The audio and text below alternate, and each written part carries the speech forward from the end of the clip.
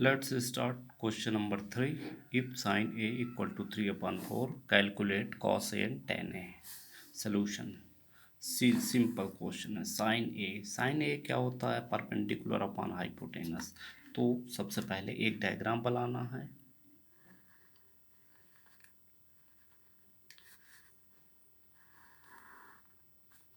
चलो, sign A, तो हमको यहाँ पे एंगल हमारे पास ए दिया हुआ है, ए, तो यहाँ पे ए ले लेते हैं. फिर इसको बी कर सकते हैं, जो राइट एंगल यानी 90 डिग्री, और इसको सी कर देते हैं. तो हमारे पास बच्चों देखते हैं साइन ए इक्वल टू 3/4. ये क्या होता है? रेशियो साइन ए का परपेंडिकुलर अपॉन हाइपोटेनियस, P/H होता है. तो यहाँ पे परपेंडिकुलर कितना है? BC. ये BC साइड है, तो यहाँ पे वैल्यू हो जाएगी इसकी 3, और हाइपोटेनियस ये 4. अब इसमें हमको एक साइड फाइंड करना होगा, AB की लेंथ.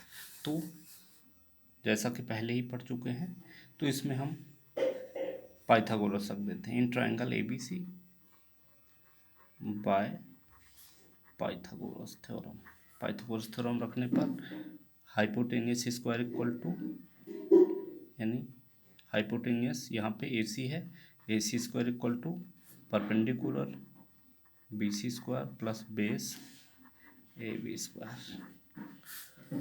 AB की लेंथ फाइंड करना है, इसलिए अब इसको ट्रांसफर कर लेते हैं.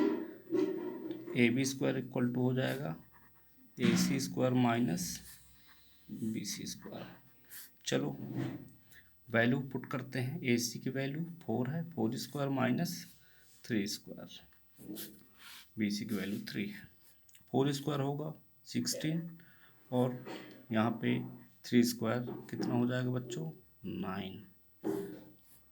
माइनस करने पर कितना हो जाएगा? 7. अब स्क्वायर रूट ले लेते हैं, तो AB इक्वल टू आ जाएगा स्क्वायर रूट में √7. तो यहाँ पे AB आ गया √7. हमको कैलकुलेट किसकी वैल्यू करनी है बच्चों? Cos A. तो इस एंगल ए से हम कॉस का हमारा बेस √7 हो जाएगा, और हाइपोटेनियस क्या हो जाएगा? AC. तो कॉस होता है बेस अपॉन हाइपोटेनियस, यानी base AB upon hypotenuse AC, यानी √7/4. And second tan A. Second क्या है? tan A. Perpendicular upon base होता है P/B. तो परपेंडिकुलर यहाँ पे BC और बेस है AB. तो इसकी वैल्यू पुट कर देते हैं, परपेंडिकुलर 3/√7. तो बच्चों ये हमारा थर्ड क्वेश्चन है. नेक्स्ट सेम क्वेश्चन, कुछ डिफरेंट देखने को मिलेगा. क्वेश्चन नंबर 4 देख लेते हैं. Question number 4, given 15 cot A equal to 8, find sin A and sec A. सबसे पहले बच्चों सॉल्यूशन में देखेंगे, एक डायग्राम बनाते हैं. हमको यहाँ पे लेना है एंगल ए. तो हम इसको एक्यूट एंगल, इसको जिससे हमें देखना है, ए ले लेते हैं, और अदर बी और सी रख सकते हैं. एक डायग्राम बन गया हमारा कंप्लीटली.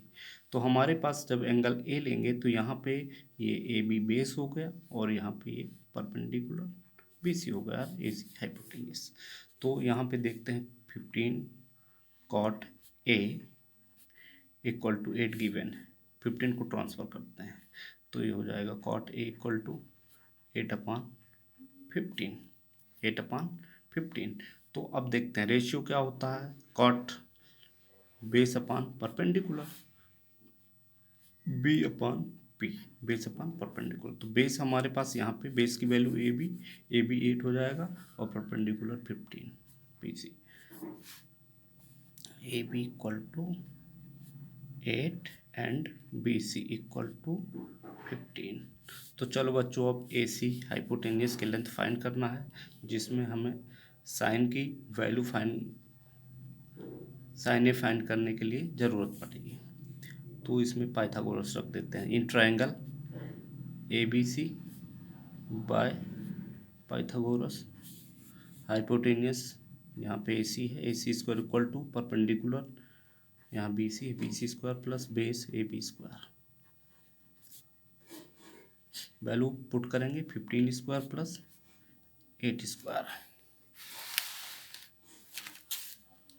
तो बच्चों अपन देखते हैं यहाँ पे AC स्क्वायर इक्वल टू 15 के स्क्वायर करेंगे 2 2 5 225 प्लस 64। चलो बच्चों प्लस कर देते हैं। 8 + 4 9, 6 + 2 8 एंड 2। अब इसका स्क्वायर रूट ले लेते हैं 289। 289 का स्क्वायर रूट क्या होगा बच्चों? 17।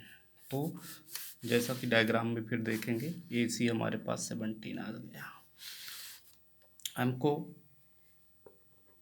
साइन ए फाइंड करना है। डायग्राम में देखेंगे साइन ए तो due to respect angle A हम जब देखेंगे तो हमारे पास परपेंडिकुलर ए है BC और हाइपोटेनस AC। तो साइन क्या होता है?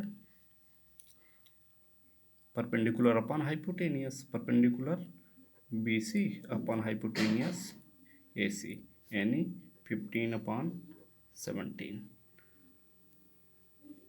और एक हमको और निकालना है सेक ए क्या होता है बच्चों? हाइपोटेनियस अपॉन बेस, क्योंकि ये सब लर्न करके रखना। हाइपोटेनियस H/B, हाइपोटेनियस यानी इसमें वैल्यू हाइपोटेनियस AC है और बेस है AB। तो 17/8 आंसर। ये भी हुआ हमारा 4th क्वेश्चन।